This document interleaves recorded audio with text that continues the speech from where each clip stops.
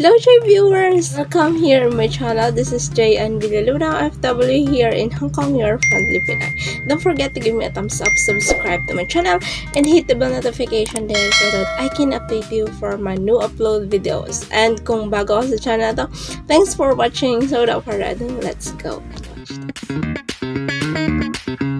In today's video, magpapatuloy po tayo sa ating journey through learning how to speak Cantonese. So, next tayo sa conversation. So, dito naman tayo magfo-focus sa conversation, which is pronounce natin siya kung paano i-pronounce. So, again, disclaimer, I'm not good in Cantonese and I'm just trying my best na magsalita ng Cantonese here kasi alam ko this can help a lot of people na magkaroon ng idea kung paano lang siya bigkasan.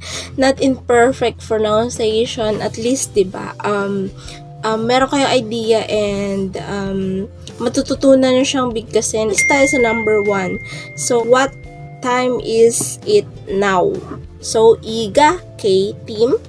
Iga kay team. Now is 3 o'clock in the afternoon. Iga antaw sampim. Iga antaw sampim. Number 2. What is the date today? Kamyat hai kayut kayho. Kamyat hai kayut kayho. Kamyat hai kayut kayho. Today is September 12.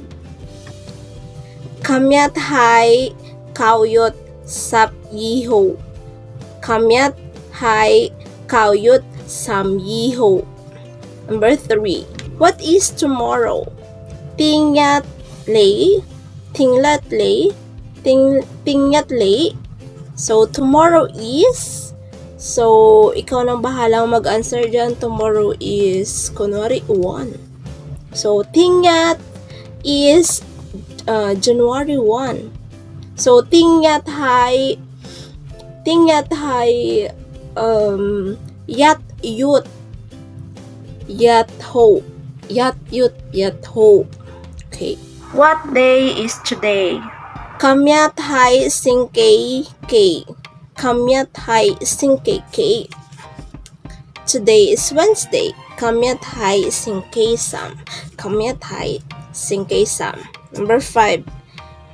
8 o'clock in the morning.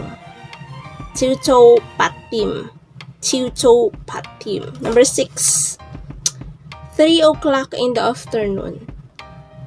Antaw sampim. Antaw sampim. 9 o'clock in the evening. Yeman kautim. Yeman kautim. Friday afternoon. Singkay antaw. Singkay antaw. 9. December of last year. Songlin sapyiyut. Songlin sapyiyut. Number 10. October 25, 2007.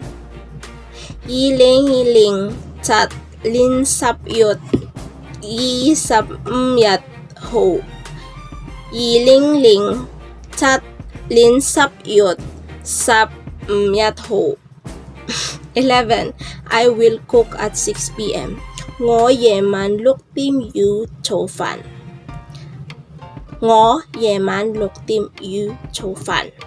Number 12. I will go to Hong Kong tomorrow at 8 a.m. Ngo ting chiu pat tim yu ho Hong Kong. Ngo tingyat pat tim yu ho Hong Kong. Ngo tingyat patim yu ho Hong Kong. So that's it for our conversation para doon sa lahat ng lesson na napag-aralan natin from the start and until sa 4 seasons. And next lesson is pupunta tayo sa lesson 5, pronouns and persons. See you on the next vlog. So kung meron pa kayong mga katanungan na hindi nasagot ng video ito, for your more clarifications, suggestions, and some questions, don't forget to comment below. And Kung meron ka mga kaibigan na gustong pumunta dito sa Hong Kong, you can share this video.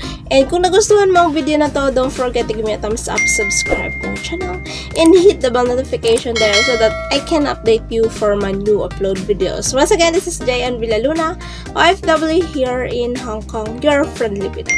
See you on my next video. Bye-bye! Thank you so much!